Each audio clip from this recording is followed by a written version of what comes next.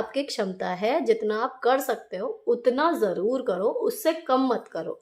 For your own personality, ये नहीं कि किसी दूसरे के लिए कर रहे हो। ताकि जो हमारी काबिलियत है, जो हमारे गुण हैं, केवल हम उस पे काम इसलिए ना करें क्योंकि कोई दूसरा अप्रिशिएट नहीं कर रहा या फिर कोई दूसरा नहीं कर रहा काम, इसलिए हम भी नहीं करेंगे। तो कहीं न कहीं हम अपनी उन योग्यताओं में ज़ंग लगा रहे हैं, अपने आप को कहीं न कहीं हम मार रहे हैं। हेलो दोस्तों, कैसे हो आप लोग? Welcome back to the channel live life easy. तो जी, मैं 2 दिन से लगी हुई हूँ दिवाली और बुखार, इन दोनों की वजह से जो छोटे-छोटे मिलके पहाड़ जैसा काम मेरे घर में जो है पेंडिंग जो है वो ढेर लग गया था। उसको समेटने में लग रही हूँ, हर चीज़ को एक लाइन में बोलूँ ना उसके अंजाम तक पहुँचाने में लग रही हूँ। जो चीज़ जहाँ की है उसमें जो होना था, जो ठीक होना है, किसी को देनी है, कहीं और जगह बनानी है, इन सब चीज़ों में लग रही थी। और फिर मैंने सोचा था कि आधे दिन काम करके शूट करूँगी कुछ और, लेकिन इन सब कामों में मुझे टाइम ही नहीं मिला। फाइनली खैर 2 दिन बाद जो है, अब ये इसलिए दिखा रही हूँ क्योंकि ये बीन बैग किसी ने सजेस्ट किया था ना कि 3 है उसमें से आप इनको 1 में कर दो, कम से कम 1 ठीक हो जाएगा। तो ब्लैक वाले में थोड़ी-सी बॉल्स बची हुई थी, बैठने लायक था। रेड वाले मैंने ऐसे ही किया और अब ये ठीक हो गए हैं ना, तो इनकी ये कश्ती चल रही है। तो जब से ये सही हुआ है, ये इसमें छोड़ नहीं रही इसे। और एक स्पेशल रेसिपी मेरे हस्बैंड ने अभी क्रिएट की है स्प्राउट्स की। तो ये मैंने स्प्राउट्स जो है ना वो सुबह बॉयल किए थे। अब इन्होंने उसका ना सैंडविच बनाने के लिए सोचा, तो सुबह मैंने जो है ये दूध बच्चों को देने के लिए मैं बाकी चीज़ें तैयार कर रही हूँ। और ये ना मतलब अलग दिन का ही शूट है। केवल उस दिन सुबह मैंने केवल स्प्राउट्स की इनकी रेसिपी यही शूट की थी क्योंकि ये उन्हीं दिनों में से है जिसमें मुझे और काम निपटाने थे। लेकिन नई रेसिपी थी तो मैंने आपके साथ शेयर कर दी। तो इसमें ना स्प्राउट्स को हल्का-सा स्टीम करा है, प्याज़, टमाटर काटे हैं बारीक-बारीक और उसमें इन्होंने ऐड की है मेयोनीज़ और ये टोमेटो केचअप। इसके बाद थोड़ा-सा डाला है इसमें पिज़्ज़ा सॉस। अब मेयोनीज़ पे आएँगे कि मेयोनीज़ हेल्दी नहीं होती एंड ऑल दैट, लेकिन इतनी सी और वन्स इन अ वीक भी नहीं कह सकते, 10 1 दिनों में ये चीज़ें बनती हैं, तो इतना चल जाता है। अभी पीछे ना कई महीने फिर ये हम लाए नहीं थे, लेकिन अब फ़िलहाल दोबारा लाए हैं। और थोड़ा-सा इसमें जीरा पाउडर जाएगा और थोड़ा-सा चाट मसाला। इसके बाद डाल दी है इसमें थोड़ी-सी काली मिर्च, ब्लैक पेपर जिसे कहते हैं। और इतना करने के बाद ये जो है इनको अच्छा-सा एक मिक्स देंगे। एक्चुअली ये ना इन्होंने शायद संडे में या किसी दिन बनाए थे, जिस दिन हाँ, मैं बाज़ार गई थी उस दिन। तो इन्होंने पीछे मतलब जब ये घर पे थे ना तो इन्होंने बनाए थे, बच्चों को दिए थे, तो मतलब बड़ी तारीफ़ सुनने को आई कि भई वो स्प्राउट्स वाले सैंडविच जो हैं वो बहुत अच्छे बने।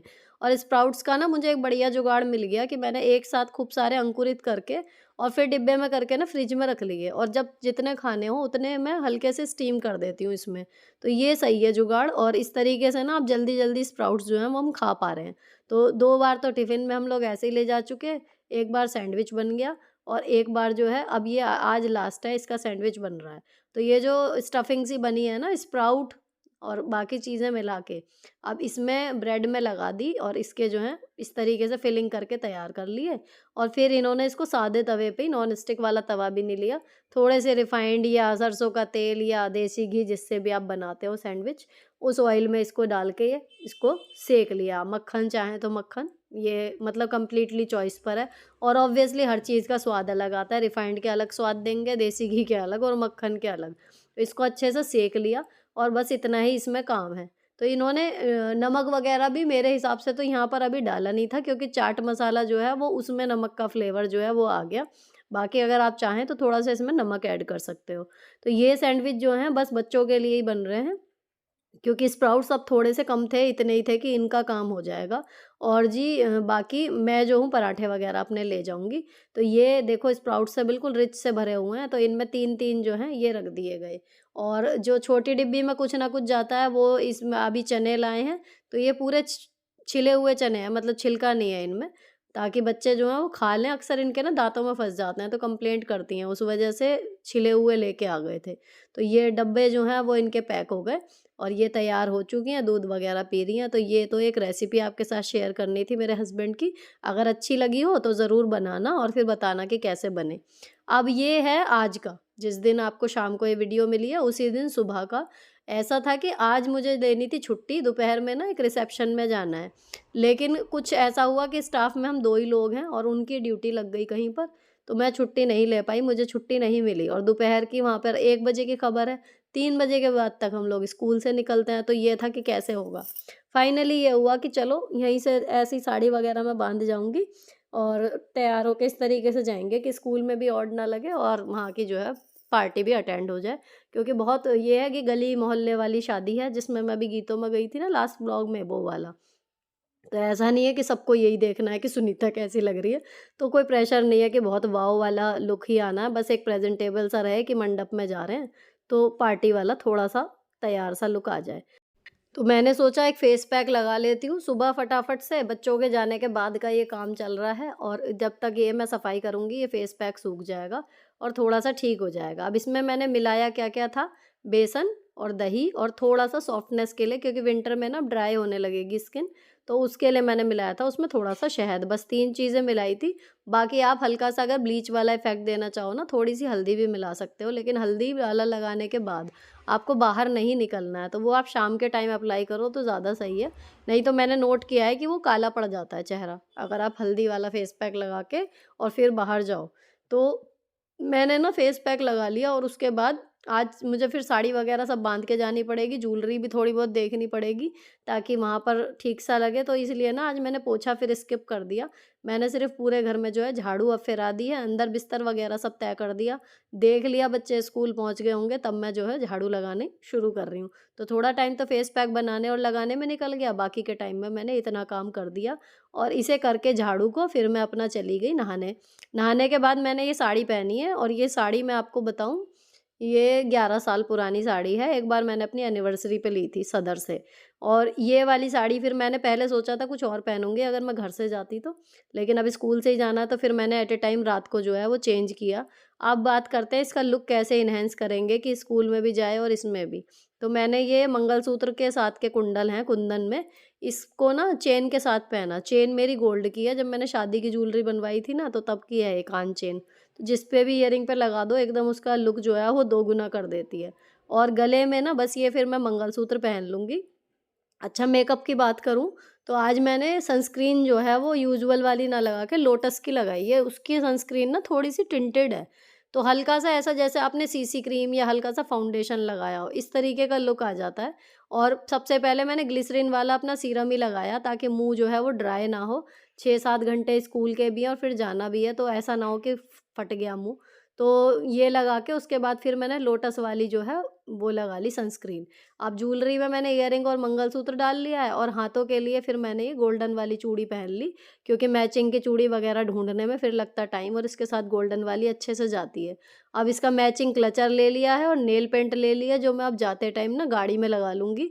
नाखूनों की शेप वगैरह मैंने रात को बना ली थी, तो इन केस नहीं भी लग पाई तो नाखून जो हैं वो ट्रिम्ड हैं और ठीक से उनकी शेप वेप मेंटेन है, तो नहीं भी लग पाई तो नहीं लग पाई, लेकिन अब जाऊँगी तो गाड़ी में जो है मैं दोनों हाथों में लगा लूँगी, इतने स्कूल आएगा। तो यहाँ मैंने बाल सुलझा लिए अभी जितने सुलझ गए आगे-आगे के, और उसके बाद सिंदूर भर के मैंने लगा ली बिंदी। अब इसमें ना बस क्लचर लगा के मैं निकल रही हूँ, क्योंकि स्कूल में भी अकेली हूँ तो रोज़ से मुझे और 5-10 मिनट पहले पहुँचना पड़ेगा कि इन केस कभी बच्चे आ जाएँ और गेट ही ना खुल पाए। तो कम से कम ये है कि 9 बजे का स्कूल है ना, तो 8:30 स्कूल मुझे पहुँचना ही पड़ेगा आज। तो वो भी थोड़ा और जल्दी हो गया, नहीं तो ये था कि जो बाल अभी पीछे उलझे-उलझे से दिख रहे हैं, इनको मैं ढंग से सुलझा पाती, शायद ये करती। अब मैंने इसको जो है पल्ले को एक तरफ समेट के, पिन नहीं लगाई है लेकिन इस तरीके से कर लिया जैसे पल्ला बनाया हो, और उसके ऊपर से पहन लिया अपना स्वेटर। तो जो मंगलसूत्र वगैरह है या जो सीक्वेंस का ब्लाउज़ है इस साड़ी के साथ, वो सब एकदम ढक गया। और मेकअप जो है वो मैंने इतना मतलब हाई करा ही नहीं है कि बहुत ज़्यादा नोटिस में आए। जो डेली देखने वाला उसको थोड़ा तो लगेगा कि आज कुछ अलग लग रही हैं मैम जी। लेकिन हाँ, इतना ओवर नहीं है कि स्कूल में बैठ के मैं काम ना कर पाऊँ। तो यहाँ पर जी मैं हो गई अब स्कूल के लिए तैयार और अब जाऊँगी। टिफ़िन वगैरह मेरे हस्बैंड ने पैक कर दिया है बाहर, और मैंने अपने लिए पराठे वगैरह बनाए थे, तो अब हम चलते हैं स्कूल। तो अब ये ना फिर प्लान ये बना कि स्कूल से सीधे ये मुझे लेंगे और फिर हम यहाँ से सीधे जो है मंडप पे जाएँगे। तो अब ये मुझे लेने के लिए आ गए हैं। बच्चों का ये था, मुझे लगा था कि अब आएँगे, लेकिन वो पुनीत और नेहा के साथ चले गए आधा घंटा पहले।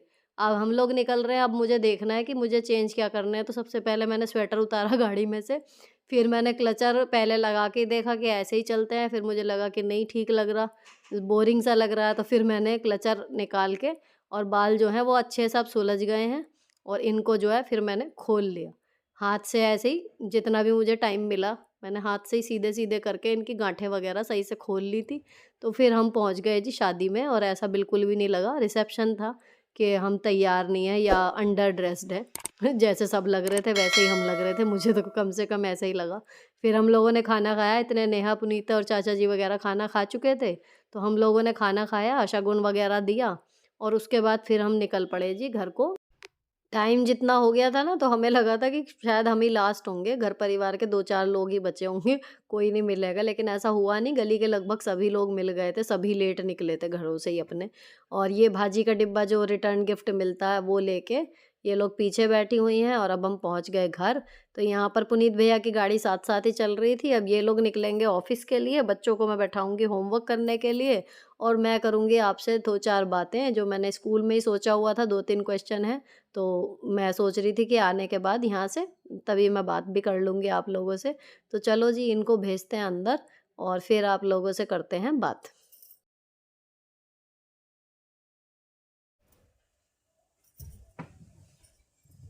हाँ जी, तो आ गए रिसेप्शन में से। और अभी इस व्लॉग के एंड में ना 2-3 क्वेश्चन पिछले दिनों में जो आए हैं, आई थॉट कि उनका अभी हाथ क्या जवाब दे देते हैं, या जब लाइव सेशन होगा या फिर जब आओ बहन बातें करेगा प्रॉपर एपिसोड शूट करूंगी तब की तब देखेंगे। तो फिलहाल जो 3 आए हैं ना, मैं मतलब मुझे लगा जिनका जवाब देना चाहिए, उन पे मैं बात कर रही हूँ। मैं आपको पढ़ के सुनाती हूँ। एक आया है, ये हर्षा दत्त शर्मा करके है, लेकिन जो भी बात कही है इन्होंने सबसे पहले बहुत ही रिस्पेक्टफुल मैनर में कही है। तो ऐसे सजेशंस, ऐसी कोई भी बात मैं हमेशा वेलकम करती हूँ। मेरी अपनी सुधार के लिए वो मुझे लगता है कि पॉजिटिव चेंज लाने में मेरे को मदद करती है। तो कोई भी चीज़ अगर कुछ गलत लगती है, कमियां लगती हैं, जो ऑब्वियसली मुझे बहुत सारी हैं, मुझे पता है, लेकिन मतलब बताया जाता है ना, तो फिर ठीक लगता है। अगर बताने का तरीका अच्छा हो तो ठीक से बताया जाए तो अच्छा लगता है कि चलो जी ये चीज़ है, इसमें सुधार कर लेते हैं। लेकिन अब ये जो आया ना, ये बिल्कुल एक अलग है। तो कहीं ना कहीं जब ये चैनल शुरू किया था ना, तब ऐसे क्वेश्चन बहुत आते थे, बहुत ज़्यादा, मतलब हेट कमेंट्स कह लीजिए, कुछ कह लीजिए, जब एकदम से वीडियो वायरल हुई थी। लेकिन अब जो हमारी कम्युनिटी है, ये एक बिल्कुल फैमिली जैसी बन गई है, तो बहुत ही सहृदयता से बातें एक दूसरे से हम लोग कर लेते हैं। अब ये जो एक कमेंट आया है, इसमें लिखा है कि बाकी सारी चीज़ें कॉन्ग्रेचुलेशंस, और उसके बाद कि आप ऐसा बेंचमार्क सेट कर रहे हैं जहां पर लेडीज़ को सफ़र करना पड़ सकता है। As an influencer, the message which is conveyed by you is that a lady is a super powerful human being, and she can and she has to manage both no matter what, and these things actually playing a role in your daughter's life also. But I feel that giving yourself some me time and pampering yourself is equally important, and getting help through maids and helpers can boost your mental health as well. Take care of your health and heart. तो मुझे इनकी बात बिल्कुल भी बुरी नहीं लगी, लेकिन जहां से ये देख रही हैं, इनका जवाब, इनका कमेंट बिल्कुल ठीक है जहां से मैं देख रही हूँ। तो बात करते हैं जब चैनल शुरू हुआ था, है ना, तो इस चैनल का नाम रखा था कि लिव लाइफ इजी। तो उस पे बहुत लोग ये कहते थे कि आप कहाँ इजी लाइफ जी रही हो, आप तो बिल्कुल मुश्किल लाइफ जी रही हो, और ऐसे थोड़ी होता है, ये वाली चीज़ें चल रही थी। तो यहाँ एक छोटी सी चीज़ है, शब्दों का अर्थ, कहते हैं ना एक शब्द के कई अर्थ होते हैं, इसी तरीके से मेन ये है कि ना तो मैं इजी लाइफ जीने के लिए आपको प्रेरित कर रही हूँ, ना मैं आपको मुश्किल लाइफ जीने के लिए प्रेरित कर रही हूँ। ठीक है। बात यह है कि जो मैं कन्वे कर रही हूँ कि औरतें जो हैं सुपर ह्यूमन होती हैं, और वो करेंगी, और उन्हें करना ही पड़ेगा सब कुछ मैनेज। इसमें ना दो चीजें होती हैं कि मेरे जैसी अनगिनत अनगिनत, कम से कम भारत में तो बहुत ही ज्यादा लेवल पे ऐसी औरतें हैं जो चाहें या ना चाहें, उन्हें मुझसे भी ज्यादा रिस्पॉन्सिबिलिटी डेली लाइफ में पूरी करनी पड़ती हैं, और चाहे वो किसी भी तरीके से कर रही हो, और उसके बाद भी कोई शुक्र अदा करने वाला नहीं है उनका, कोई उनके लिए ग्रेटफुल नहीं होता। बिल्कुल थैंकलेस जॉब होती है। ये प्रैक्टिकल है सोसाइटी का। आप कितना भी फेमिनिज्म की बातें कर लो, कुछ भी कर लो, कितना ही पढ़ लो लिख लो, कितने ही ऊंचे परिवार में आपकी शादी हो जाए, क्योंकि अब मैं कह सकती हूँ कि मेरी कम्युनिटी में लगभग हर तरीके का जो परिवार है उससे महिला आती हैं, देखती हैं, बात करती हैं। तो मेड रखना या नहीं रखना इस कम्प्लीटली चॉइस है। मेरे केस में मैं मजबूर हूँ कि मैं उससे काम करवाएगा कौन, वो वाली चीज़ है।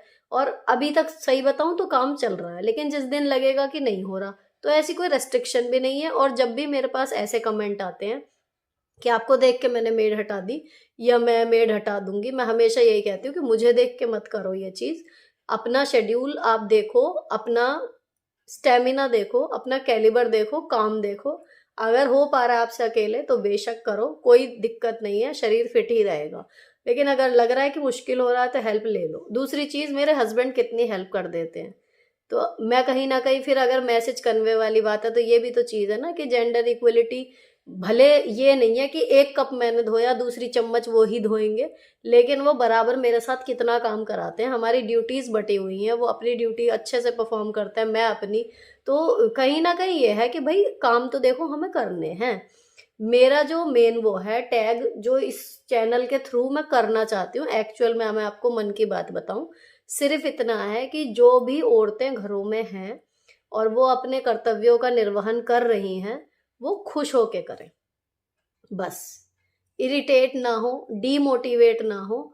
वही काम है जो रोज करना है, लेकिन उस काम को करने के बाद एक बड़ी सी स्माइल हो, खुश हो, एक संतुष्टि हो कि हाँ हमने कुछ अच्छा किया है, भले कोई हमें कहे या ना कहे। उस मेंटल लेवल पे मैं अपने हर व्यूअर को ले जाना चाह रही हूँ बस, कि जब वो अपने डेली के काम निपटाए ना तो उसको बुरा ना लगे, वो बोर ना हो, वो इरिटेट ना हो, खुश होके करे कि देखो, अगर मतलब मेरे ब्लॉग्स की बात करें, जैसा सब कहते हैं ना कि आपको काम करते देख के काम करने का मूड बन जाता है, तो दैट्स इट कि भाई हमारे काम पड़े हुए हैं, हमारा जी नहीं कर रहा, तो अगर मेरे ब्लॉग देख के उनका मन कराया और उनका घर के काम सिमट गए, वो भी खुश, उनका परिवार भी खुश, तो मुझे नहीं लगता कि इसमें कोई बुरी बात है ना। बाकी मैं ये कभी भी, आप मेरे कितने ही व्लॉग उठा के देख लो, मैं कभी ये नहीं कहती कि मेड मत लगाओ या फिर अपने लिए बिल्कुल मी टाइम मत निकालो, या हो ना हो करते ही चले जाओ। मैं खुद नहीं करती, जब मुझसे नहीं होता वीडियो भी छूट जाते हैं, है ना। लेकिन जितना हो सके मेरा मोटिवेशन यही रहता है, जितनी आपकी क्षमता है, जितना आप कर सकते हो उतना ज़रूर करो, उससे कम मत करो। फॉर योर ओन पर्सनैलिटी, ये नहीं कि किसी दूसरे के लिए कर रहे हो। जो काम हम कर सकते हैं, मैंने किसी शॉर्ट में बोला भी था कि जो हमारी काबिलियत है, जो हमारे गुण हैं, केवल हम उस पर काम इसलिए ना करें क्योंकि कोई दूसरा अप्रिशिएट नहीं कर रहा या फिर कोई दूसरा नहीं कर रहा काम, इसलिए हम भी नहीं करेंगे। तो कहीं ना कहीं हम अपनी उन योग्यताओं में जंग लगा रहे हैं, अपने आप को कहीं ना कहीं हम मार रहे हैं, केवल दूसरे की हिरस में कि वो भी तो नहीं कर रहा, मैं क्यों करूं। बस ये रहता है कि जो आपका बेस्ट है ना, आप देते रहो, जितना आप कर सकते हो उसमें अपना बेस्ट परफॉर्म करो। जो नहीं हो रहा, आपकी क्षमता से ऊपर जा रहा, उसको बेशक छोड़ दो, उसका बिल्कुल प्रेशर मत लो। तो सिंपल सी ये एक थॉट है जो मैं इस चैनल के थ्रू फैलाना चाहती हूँ, लगभग हर औरत तक पहुंचाना चाहती हूँ इस बात को, कि भाई जो हमारे काम है, करने तो है ही, काम सबके होते हैं, आदमियों के भी, औरतों के भी, बच्चों के भी, बूढ़ों के भी, सबके काम होते हैं। बस हम अपना जो काम है और जो हमारी क्षमताएं हैं उसके अकॉर्डिंग अपना 100% लाइफ में दें, ताकि कल अगर हमारा शरीर टिके या प्रभु के यहाँ से बुलावा आ जाए तो कम से कम एक संतुष्टि, मैं अपने कहूँ तो ये रहे कि भाई जितना मैं कर सकती थी मैंने उतना किया। मैंने ईश्वर की किसी भी दी हुई गुण को, किसी भी क्षमता को वेस्ट नहीं किया। तो ये चीज़ मैं चाह रही हूँ। मैं ये नहीं चाह रही कि किसी भी औरत पे वर्कलोड पड़े।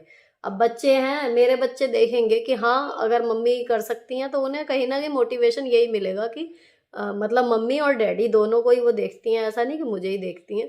तो वो देख सकती हैं कि भाई ऐसा हो सकता है, ऐसी फैमिली भी हो सकती है, इतना बॉन्ड हस्बैंड वाइफ में भी हो सकता है। तो ये सारी चीज़ें उनमें आएंगी, और जॉब के साथ साथ भी हम बाकी बहुत सारी चीज़ें कर सकते हैं। सबसे बड़ा मैसेज उनको ये जाएगा।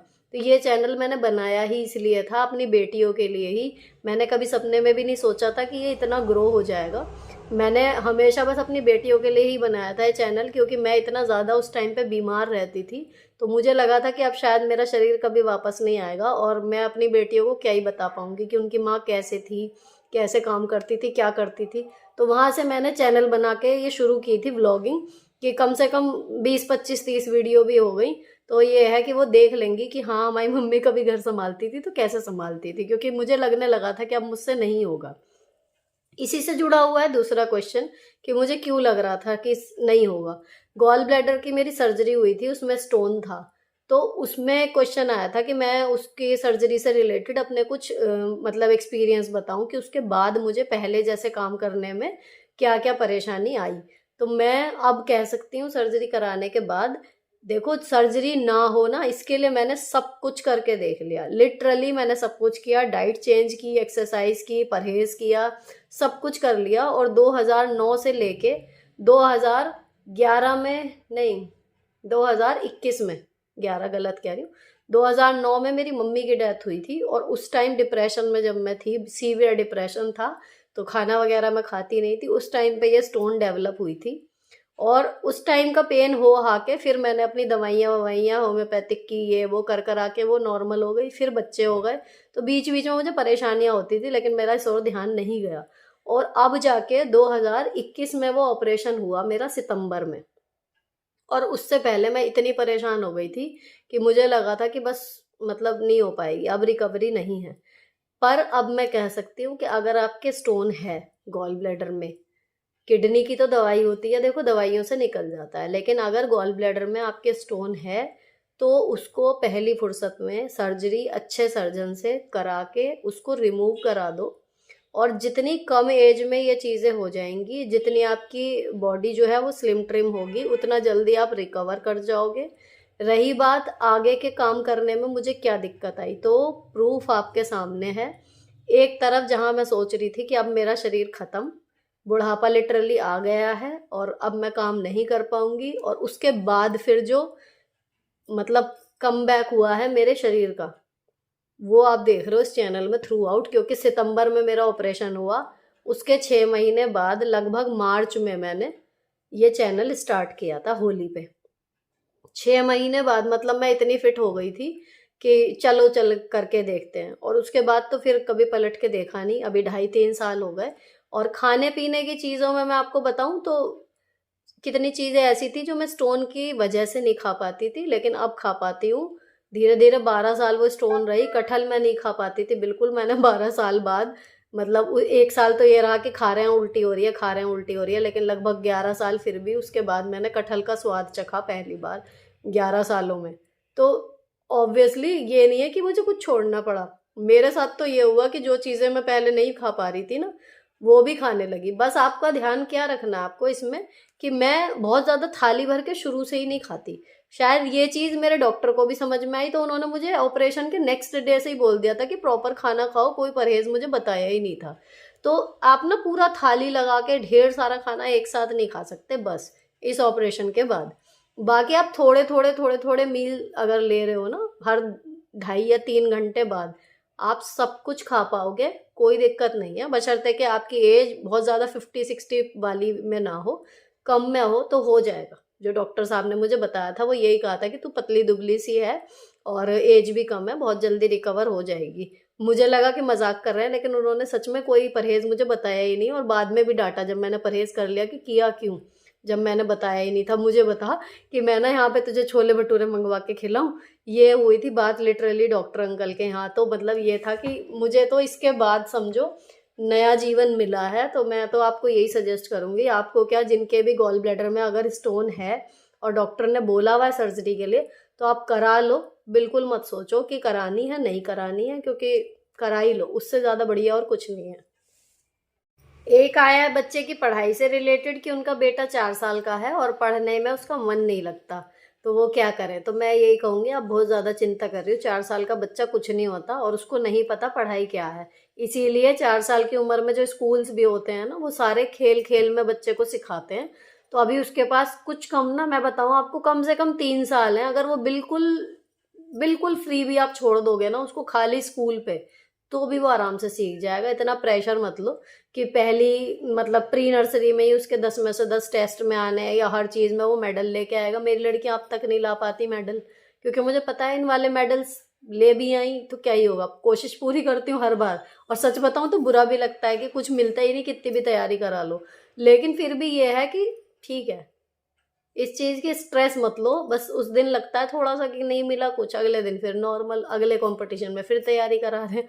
तो ये है, कुछ ना कुछ आ ही रहा है ना बच्चे को। अभी वो बहुत छोटा है, उसे स्कूल में भी खेल में ही सिखा रहे हैं। आप ध्यान से ना उसकी कॉपी ऑब्जर्व करो, मैम से पूछो कि एक्टिविटी आपके यहाँ क्या क्या हो रही है, अगर वीडियो फोटो वो भेज सकती हैं, या पीटीएम में बात करो। और उसी तरीके की एक्टिविटी को ही आप घर पे भी मतलब कराओ। जैसे 4 साल का था, मैं तो आटे में बच्चों से अक्षर लिखवा के सूखे में, या जब मलाई निकालती थी ना तो उसके मक्खन पे बड़े मजे से अल्फाबेट वगैरह लिखती थी, या फिर बीड्स गिनवा लिए, कुछ भी मतलब घर की चीजें, बिंदियों में कलर छपवा लिए, छटवा लिए, उसमें से बहुत सारी चीजें ऐसी होती है। इस तरीके की चीजों पे ध्यान दो। और हो सकता है वो दिक्कत करता हो राइटिंग में, है ना, कि लेटर्स वगैरह नहीं बना रहा हो, वो हर बच्चे के अलग स्पीड होती है। लेकिन 4 साल इट्स टू अर्ली कि आप चिंता करें या कुछ भी करें, वो आराम से रिकवर कर जाएगा, बिल्कुल टेंशन मत लो। उसको अपना बचपन जी लेने दो, अभी कुछ फायदा नहीं है प्रेशर देना, जब थोड़ा बड़ा हो जाएगा तब, कि हाँ भाई नहीं अब तो सीरियस होना पड़ेगा। अभी उसको लेट देम फ्री, उसको सीख लेने दो मजे से, क्योंकि अभी आपने उसको अननेसेसरी बहुत ज्यादा पुश किया ना, तो जितना ध्यान वो लगा पाएगा शायद वो उससे भी पीछे हट जाए और फिर कुछ करे ही ना। ये भी हो सकता है कि उसको पढ़ाई के नाम से ये लगने लगे कि ये तो बुरी चीज़ है। तो अभी उसको टाइम दो, थोड़ा सेट होने दो, और खेल खेल में ही चीज़ें मतलब वो कर पाएगा। मैं तो यही सजेस्ट करूंगी एज अ टीचर और एज अ पेरेंट। तो यहाँ पर अभी हमारी बातचीत और ये छोटा सा ब्लॉग, ये दोनों खत्म होते हैं। अगर अच्छा लगा हो किसी भी वजह से तो चैनल को सब्सक्राइब किए बिना मत जाना। मिलती हूँ आपसे नेक्स्ट वीडियो में। Till then bye bye, stay beautiful always.